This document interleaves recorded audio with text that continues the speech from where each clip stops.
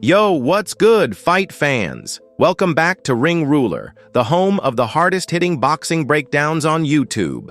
Today, we're diving into a clash that had the boxing world buzzing back in 2018 and still sparks debates in 2025. Terrence "Bud" Crawford versus Jose Benavidez Jr. This wasn't just a fight. It was a grudge match that lit up the CHI Health Center in Omaha, Nebraska, pitting the pound-for-pound king from the Cornhusker State against a trash-talking challenger from California. We are talking Nebraska versus California, skill versus heart, and a whole lot of bad blood. So grab your gloves, smash that like button, and let's break down why this fight was an absolute banger. Stick around to the end because I've got a question that'll spark some serious debate in the comments, and you don't want to miss it. Let's get it. Picture this. October 13th, 2018, Omaha, Nebraska. The atmosphere is electric, with 13,023 fans packed into the arena chanting for their hometown hero, Terrence Crawford. Bud, sitting at 33-0 with 24 knockouts, is defending his WBO welterweight title for the first time. This man is a switch-hitting wizard, moving between orthodox and southpaw like it's nothing, with a boxing IQ that's off the charts. Across the ring stands Jose Benavidez Jr., 27-0 with 18 knockouts, a former interim champ at 140 pounds, now stepping up to welterweight to challenge the king. Benavidez, hailing from Panorama City, California, is taller, rangier, and has been running his mouth for years, calling Crawford out, accusing him of ducking. The tension? It's thicker than a heavyweight's jab. This fight wasn't just about belts, it was personal. Things got spicy at the weigh-in when Benavidez, all smirks and swagger, shoved Crawford during their face-off. Bud, cool as ice, but with fire in his eyes, swung back, narrowly missing Benavidez's chin. Security had to jump in, and the crowd was losing it. Benavidez kept taunting, saying Crawford was scared, while Bud stayed calm, promising to let his fists do the talking. By the time the bell rang, you could feel the bad blood through the TV screen. This was more than a title defense.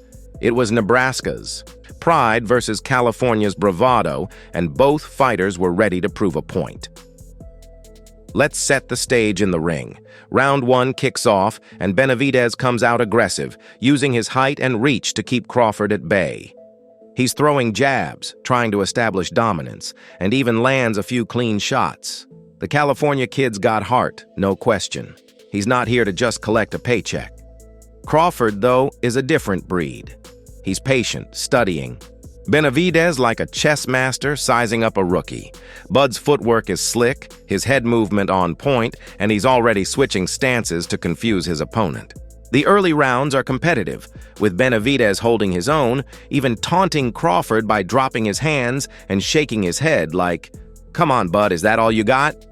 Big mistake. By round 4, Crawford starts turning the tide. He's finding his rhythm, landing crisp jabs to Benavidez's face and digging vicious body shots that make Jose wince. The Omaha crowd is on its feet, feeding off Bud's energy. Benavidez is still game, firing back with combinations, but you can see he's struggling to keep up with Crawford's speed and precision. Sporting News had the fight scored 49-46 for Crawford by the 5th round, and it's clear Bud's starting to take over. He's not just fighting, he's schooling Benavidez, making him miss and countering with shots that snap Jose's head back. The commentators are buzzing, calling Crawford a surgeon in the ring, and they're not wrong. As we hit the middle rounds, Crawford's in full control. He's mixing up his attack, hammering Benavidez's body to slow him down, then sniping him with straight lefts from the southpaw stance. Benavidez is tough, no doubt. He's eating shots that would drop lesser fighters, but he's starting to fade. His punches are getting looser, his footwork sloppier, and he's shaking his head more to convince himself he's still in it than to taunt Crawford. Bud, on the other hand, looks like he could go 20 rounds. His conditioning is unreal, and his ability to adapt mid-fight is why he's considered one of the best pound-for-pound fighters on the planet. Let's fast forward to round 10. The fight's still close on the scorecards for some. Boxing Scene had it 99-91 for Crawford, but in the ring it's one-sided. Benavidez is gassing out, his hands dropping, his legs looking heavy. Crawford smells blood and turns up the heat. He's stalking Benavidez now, landing 3- and 4-punch combinations that have the crowd roaring. A left hook to the body makes Benavidez grimace, and a right hand upstairs nearly sends him stumbling. The Nebraska faithful are chanting, "Bud, Bud, Bud, Bud," as Crawford closes the show like the superstar he is. Then comes round 12, the moment that defined this fight. Crawford, cool and composed, slips a lazy jab from Benavidez and fires a straight left that rocks Jose's head back. Benavidez tries to fire back, but Crawford's already in the zone. He steps in with a picture-perfect right uppercut. Bam! And Benavidez crashes to the canvas like a building in a demolition. The crowd erupts, and the slow-motion replay shows just how vicious that shot was. Benavidez, to his credit, beats the count, getting up on shaky legs. But Crawford's not here to play nice. He pounces, unloading a flurry of punches, left, right, until the referee jumps in at 2:42 of the 12th round. TKO for Terrence Crawford. The CHI Health Center is shaking, and Bud climbs the ropes, soaking in the love from his hometown fans. Post-fight, Crawford's all class but doesn't hold back. "It feels so good to shut somebody up who's been talking for so long," he says, a smirk on his face. Benavidez, to his credit, shows respect, admitting he's the best of the best. The final punch stats tell the story. Crawford landed 186 of 579 punches, 32%, while Benavidez connected on just 92 of 501, 18%. Bud's precision and dominance were undeniable, and this fight cemented his place as a welterweight king. So why are we at Ring Ruler still talking about this fight in 2025? Because it's a masterclass in what makes Terrence Crawford special. This was his first WBO welterweight title defense, a statement that he could dominate at 147 pounds, just like he did at 135 and 140. It showed his ability to stay calm under pressure, handle a bigger opponent, and close the show with a highlight reel finish. Fast forward to today, and Crawford's 41-0, a 4-division world champion, and gearing up for a mega fight against Canelo Alvarez in September 2025. That uppercut to Benavidez, it was a preview of the kind of devastation Bud brings to the ring every time he laces up. For Benavidez, this loss was a tough pill to swallow. He came in undefeated, full of confidence, and left with his first L. But let's give him his flowers. He went 12 rounds with one of the greatest fighters of our generation and never backed down. His heart and grit made this fight competitive in the early going, and at 26 years old back then, he showed he could hang with the elite. Since then, Benavidez has had ups and downs but remains a fan favorite for his all-action style. This fight also matters because it was a cultural moment.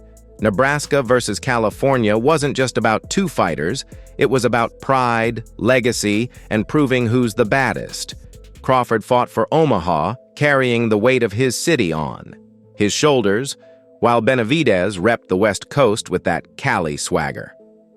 The trash talk, the shove at the weigh-in, the knockout, it all added up to a story that still resonates with boxing fans.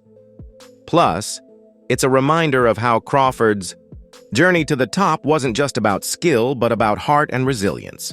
Here at Ring Ruler, we love breaking down fights like this because they're more than just punches. They're stories of triumph, adversity, and legacy.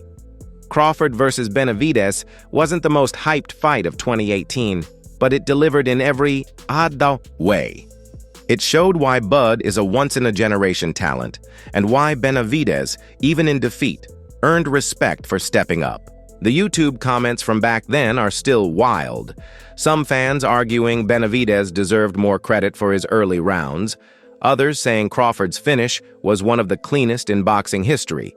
And in 2025, with Crawford eyeing Canelo and still chasing greatness, this fight feels like a pivotal chapter in his legend. All right, Fight Fam, let's get to the part that keeps you locked in. I want to hear from you in the comments. Was Crawford's TKO over Benavidez one of the slickest knockouts you've ever seen, or did Benavidez bring more to the table than people give him credit for? Drop your thoughts below. I'm reading every single one, and I'll shout out the best takes in our next video. And speaking of next, we're already working on a preview for Crawford versus Canelo, the 2025 super fight everyone's talking about. Who's got the edge in that one? Bud's precision or Canelo's power? Let's start the debate now. If you loved this breakdown, smash that like button. It helps Ring Ruler keep bringing you the best boxing content on YouTube. Don't forget to subscribe and hit the bell so you never miss a video. We're dropping fire every week, from classic fight breakdowns to the latest news in the boxing world. Share this video with your crew and let's keep the boxing hype alive. Until next time, keep your hands up, your chin down, and stay tuned to Ring Ruler for more. Peace. Peace.